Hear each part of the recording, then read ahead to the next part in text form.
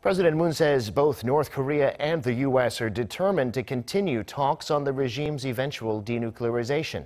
Speaking to his top aides ahead of his meeting with President Trump next week, Moon said neither side wants to go back to the way things were before they started their negotiations.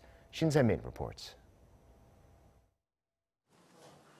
President Moon Jae-in's assessment of the current North Korea nuclear diplomacy is that both Kim Jong-un and Donald Trump are committed to continuing dialogue, despite the failure to reach an agreement at the summit in Hanoi in February.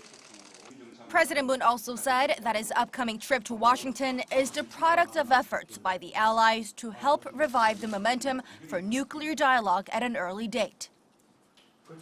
이번 한미 정상회담은 어떤 난관이 있어도 한반도 평화 프로세스를 반드시 성공시키겠다는 우리 정부의 일관된 원칙과 대화를 지속해 북미 협상을 타결하겠다는 트럼프 대통령의 확고한 의지가 만난 결과입니다.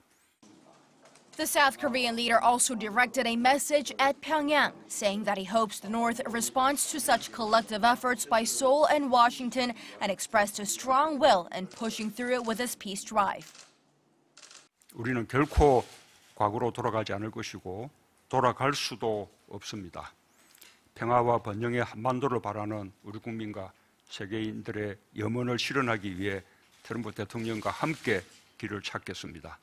막힌 길이면 뚫고 없는 길이면 만들며 함께 나아갈 것입니다.